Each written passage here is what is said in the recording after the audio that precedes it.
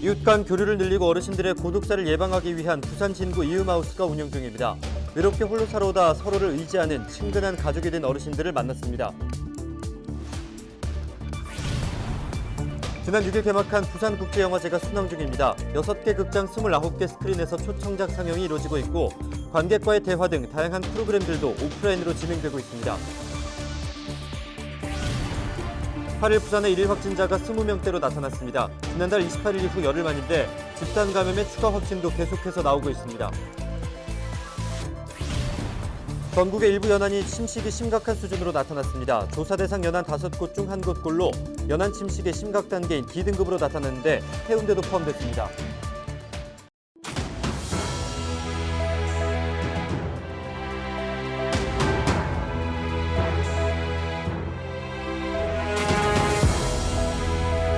여러분 안녕하십니까? 헬로티비 뉴스입니다.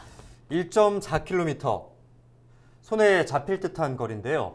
그러나 결코 갈 수 없는 북녘의 땅, 분단의 현실과 마주하는 곳이 있습니다. 경기도 김포의 애기봉인데요. 해발 154m, 6.25 전쟁 때 격전이 벌어졌던 이곳에서는 북한 개풍군의 모습이 훤히 보입니다. 해마다 성탄절이면 크리스마스 트리 점등식이 열리던 곳이지만 남북 관계가 악화되면서 2014년 철탑이 철거됐습니다. 이곳이 최근 평화생태공원으로 탈바꿈했는데요. 분단 76년 평화와 통일을 염원하는 마음이 예전의 북쪽을 훤히 비쳤던 크리스마스 트리처럼 전달되기를 바랍니다. 네, 헬로티비 뉴스 시작합니다.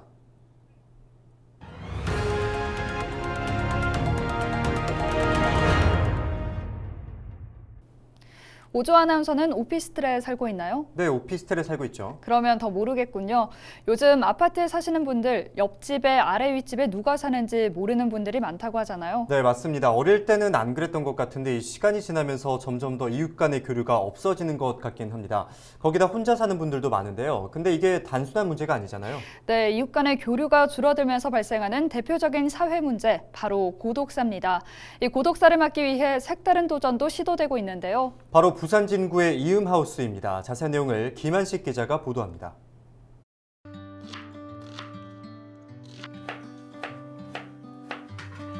음식 만들기에 분주한 거실. 잘게 썬 감자와 양파를 프라이팬에 넣고 볶자 맛있게 익어갑니다. 오늘은 한 달에 한 번 이음하우스에 사는 어르신들이 모여 함께 음식을 만드는 날입니다. 이러시 하니까 재미있어요. 요리도 서로 보고 배우고 느끼고 하는 게 얼마나 좋은데요. 이음하우스는 지난해 11월 부산 진구 계금동에 문을 열었습니다. 쉬거나 잠을 잘 수 있는 공간은 따로 있지만 거실과 주방 등은 입주자들이 함께 사용하며 자연스럽게 소통할 수 있도록 했습니다. 입주 대상은 심사를 거쳐 선정되는데 말 그대로 입을 옷만 가지고 오면 됩니다. 냉장고도 크고 목욕탕도 크고 방도 크고 그래가지고 손수 받아먹는 것도 좋고 다 시설이 다 돼 있더라고. 어르신들이 이음하우스에 입주한 건 1년 남짓. 첫 만남은 서먹했지만 함께 살면서 때로는 친구, 때로는 형 동생이 돼 서로를 챙깁니다. 같이 있으면 그것도 내가 대화하는 거 좋죠. 같이 있으면 오늘 내일 또 모인다 아닙니까? 그러면서 나도 그동안에 무슨 이야기도 나누고 이러니까 그런 게 대해서 좋지. 옥상에는 어르신들이 돌보는 작은 텃밭도 있습니다. 텃밭에는 상추와 고구마, 토마토 등이 탐스럽게 익어가고 있습니다. 수확한 농작물은 언제나 공평하게 나눠 먹습니다. 뿌듯하네. 뭐 시부들이 이리 따가 먹으니까 기분이 좋습니다. 같이 나눠 먹어야지. 부산 진구에는 현재 이음하우스와 같은 형태의 주택 80여 채가 건립되거나 계획 중입니다. 외롭게 홀로 살아오다 이음하우스를 통해 인연을 맺은 어르신들. 내가 아닌 우리가 됐고 이제 서로가 서로를 의지하는 친근한 가족이 됐습니다. 헬로티비 뉴스 김한식입니다. 제26회 부산국제영화제가 오는 15일까지 진행되는데요. 올해 영화제 특징과 관련해서 안수민 기자와 짚어봅니다. 어서 오시죠. 영화제 다녀오셨을 텐데 지난 6일 영화제가 개막을 했죠. 네, 올해 영화제는 지난해와 달리 상당히 화려하게 그 시작을 알렸습니다. 예. 부산국제영화제 하면 빼놓을 수 없는 게 레드카펫 행사인데요. 올해 개막식에서는 2년 만에 레드카펫이 다시 등장했습니다. 사회를 맡은 배우 박소담과 송중기 씨를 비롯해서 영화제 개막작 행복의 나라를 만든 임상수 감독과 배우 최민식, 박해일 씨 등 수많은 스타들이 영화제를 찾았습니다. 참여 인원에 제한이 있기는 했지만 관객들도 영화제에 함께 참여를 했는데요. 예. 모처럼 이 코로나19 이전의 영화제 열기를 다시 느낄 수 있었습니다. 네, 행사 프로그램들도 그러면 이번에는 정상적으로 진행이 되는 거죠? 네, 코로나19 때문에 지난해에는 이 영화의 전당 한 곳에서만 영화가 상영이 됐었는데요. 올해는 6개 극장 29개 스크린에서 영화가 상영됩니다. 지난해 온라인으로만 진행됐던 관객, 배우와의 만남도 오프라인으로 돌아왔습니다. 영화제 기간 동안 영화의 전당 야외 무대와 상영관 등에서는 이 무대 인사를 비롯해서 오픈 토크, 관객과의 대화 프로그램이 진행됩니다. 네, 올해 새롭게 등장한 프로그램들도 있습니까? 네, 맞습니다. 저는 동네방네 비프를 가장 먼저 꼽고 싶은데요. 기존의 부산국제영화제 행사 대부분이 해운대 지역에서 진행됐다면 올해는 해운대구를 비롯해서 부산 16개 구군 전역으로 이 행사가 확대됐습니다. 네. 우선 비프 발상지인 중구에서는 영화제 전야제를 비롯해서 커뮤니티 비프 행사가 열려 비프광장과 롯데시네마, B&K 아트시네마에서 영화 상영과 영화제 이벤트가 진행됩니다. 이외에도 부산진구 시민공원, 동구 유라시아 플랫폼, 영도구 복례나루로, 금정구 캠퍼스디, 기장군 고리에너지팜 등에서 부산국제영화제 선정작들을 만나보실 수 있습니다.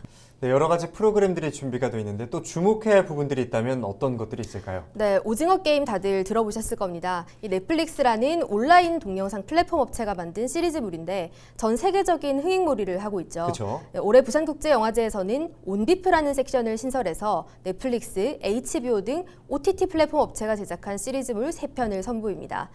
TV와 모바일용으로 만들어진 작품을 극장에서 상영한다는 점에서 이 관객들의 기대가 상당히 큰데요. 예. 부산국제영화제는 영화 산업의 현주소를 반영하고 스트리밍 플랫폼과 영화제가 서로의 가치를 받아들이는 윈윈 모델을 만들기 위해 이 같은 시도를 하게 됐다고 밝혔습니다.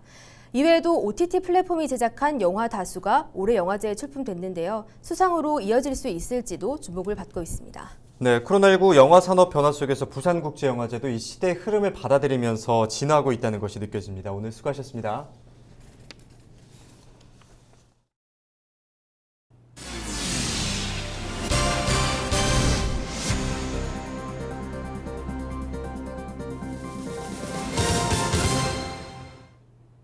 오늘 키워드 뉴스는 코로나19 관련한 소식부터 전해드립니다. 첫 번째 키워드, 열흘 만에 20명대. 8일 부산의 일일 확진자가 20명대로 나타났습니다. 지난달 28일 이후 열흘 만이죠. 하지만 새로 확진된 사람 중 2명이 기존 확진자와 같은 시간대에 감성주점에 있었던 것으로 확인돼 접촉자들에 대한 진단검사가 진행 중이고 이 밖에 집단 감염의 추가 확진도 계속해서 나오고 있습니다. 이럴 때일수록 개인 방역이 제일 중요하다는 거 아시죠? 네, 이번에는 사라지는 백사장 얘기입니다. 전국 43곳의 연안 침식이 심각한 수준이라고 하는데요. 국회 농림축산식품해양수산위 소속 김태훈 의원이 해수부 자료를 바탕으로 전국 연안 침식 실태를 조사했더니 250곳 중 43곳, 그러니까 5곳 중 1곳꼴로 심각 상태인 D등급이 나왔습니다. 여기에 해운대도 포함돼 있는데요. 해운대는 2015년 연안 정비 이후에 보통 등급을 유지했는데 지난해 급격히 상태가 나빠졌다고 합니다. 닥터센스, 무슨 단어인지 아시겠습니까? 미디어나 SNS의 역기능으로 잘 알려진 사이버 폭력을 예방하기 위한 참여형 교육 프로그램인데요. 부산 시청자 미디어센터가 중학교 1학년 20개 학급을 대상으로 교육을 진행하기로 하고 신청을 받습니다. 청소년들 관심 많은 SNS 기능과 구조, 또한 SNS 폭력의 원인과 안전한 이용 방법에 대해 교육한다고 하는데요. 학교 차원에서 빨리 신청해 보시면 좋을 것 같습니다. 네, 마지막 키워드는 접종 완료자 포함 좌석입니다. 식당이나 카페에 가면 간혹 5명 이상의 사람들이 모여 있는 경우가 있습니다. 거리두기 단계에 따라 백신 접종 완료자가 포함되면 최대 8명까지 사적 모임이 가능하지만 사실 일반 시민들은 접종을 한 사람인지 아닌지 알 수가 없습니다. 이런 막연한 불안감을 없애기 위해 부산시가 식당과 카페 등 3,600여 곳에 접종 완료자 포함 좌석 안내 표지를 배부합니다. 자체적으로 확인을 해서 안내 표지를 테이블 위에 올려두는 방식이라고 합니다. 오는 18일부터 고등학교 1학년과 2학년 학생들의 코로나19 백신 접종이 시작됩니다. 5일 저녁부터 예약이 시작됐는데 첫날에만 전체의 20%가 예약을 마쳤습니다. 8일부터는 임산부 접종 예약도 시작됐는데요. 장동원 기자의 보도입니다. 고3 학생들은 수능 시험에 대비해 지난 7월 백신 접종에 들어가 8월 2차 접종까지 완료했습니다. 방역당국은 고3 학생의 접종 후 예방률은 95.8%라고 밝혔습니다. 오는 18일부터는 고등학교 1, 2학년 학생들을 대상으로 백신 접종이 시작됩니다. 이에 앞서 지난 5일 오후 8시 사전 예약을 개시한 결과 첫날에만 전체의 20%가 예약을 마친 것으로 나타났습니다. 고1과 2학년에 해당하는 16세와 17세 예약은 오는 29일 오후 6시까지 4주간 진행됩니다. 접종은 18일부터 위탁 의료기관에서 화이자 백신을 맞게 됩니다. 초등학교 6학년에서 중학교 3학년까지 12세에서 15세는 18일부터 예약에 들어가 다음 달 1일 접종을 시작합니다. 보건당국은 건강한 청소년의 경우 학생 본인과 보호자의 희망에 따라 접종받도록 권하고 있다며 접종하지 않더라도 불이익은 없다고 밝혔습니다. 한편 임신부의 경우 오는 8일 사전 예약에 들어가 18일부터 화이자 또는 모더나 백신을 접종합니다. 당국은 코로나19 백신이 임신부의 유산 위험을 높이지 않는다고 밝히고 있습니다. BTV 뉴스 장동원입니다.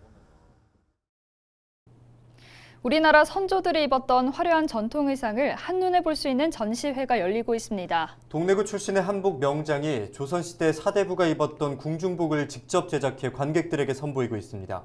최현광 기자의 보도입니다. 조선시대 왕이 입었던 대례복입니다. 옷에 새겨진 장문은 왕이 갖춰야 할 덕목을 의미합니다. 쌀은 백성을 배불리 먹여야 함을, 도끼는 왕으로서 마땅히 가져야 할 결단력을 상징합니다. 조선시대 궁중복을 한눈에 볼 수 있는 전시회가 남구 대연동 한국아트미술관에 열렸습니다. 전시회는 한국공예진흥원의 한복 역량 마케팅 지원 사업의 하나로 열렸는데 동래구 출신 김옥수 한복 명장이 전시에 키를 쥐었습니다. 궁중복을 이렇게 주로 한 게 요즘은 주로 퓨전 스타일이 너무 많아서 좀 더 이제 우리 옷의 특징이라든지 우리 아름다움을 전하고자 그렇게 했습니다. 전시회에는 조선시대 사대부가 입었던 궁중복과 전통한복, 생활한복 등 58점의 의복이 전시됐습니다. 왕과 왕비가 제례나 대례 등 왕국 의례 행사에 착용한 면복과 직무를 볼 때 착용한 시무복, 왕비와 빈이 착용한 원삼과 같이 쉽게 볼 수 없었던 화려한 의복을 만날 수 있습니다. 여기에 각각의 의복과 연계한 장식물도 함께 전시돼 화려했던 우리 조상들의 문화를 생생하게 엿볼 수 있습니다. 강한 메시지가 있어서 굉장히 보시는 분한테 어떤 우리나라의 우수성을 알 수 있는 기회가 되지 않나 하는 그런 생각을 하고 있습니다. 이번 전시는 당초 10월 5일까지 열 계획이었으나 2주 더 연장한 10월 19일까지 관람객을 맞을 예정입니다. HCN 뉴스 최현광입니다. 부산지방중소벤처기업청 김우순 신임청장이 8일 취임했습니다. 김 신임청장은 취임사에서 코로나19로 어려움을 겪고 있는 소상공인과 중소기업의 회복 지원에 정책 역량을 집중하겠다며 특히 소상공인 손실보상제도가 신속하고 차질 없이 시행될 수 있도록 면밀히 준비하겠다고 밝혔습니다. 특허청에서 공직을 시작한 김 청장은 특허청 자동차 심사과장 등을 거쳐 중소벤처기업부 창업생태계 조성과장과 기술정책과장을 역임하는 등 기술특허 분야와 창업, R&D 분야의 전문성을 쌓았다는 평가를 받고 있습니다. 동의대학교 링크플러스 사업단과 취창업연구소, 드론기술창업스쿨이 9월에 열렸던 인공지능 자율드론 코딩 경진대회 시상식을 지난 7일 개최했습니다. 학생들의 인공지능 자율드론과 관련한 코딩 능력을 높이기 위해 열린 이번 대회는 동의대 재학생 17개 팀이 참여했으며 미션 수행과 서류평가, 발표평가 결과 손동작 인식을 이용한 드론 간편 제어 시스템을 주제로 발표한 컴퓨터공학과 주라기 공원팀이 대상을 받았습니다. 이상으로 뉴스를 마칩니다. 함께해 주신 여러분 고맙습니다.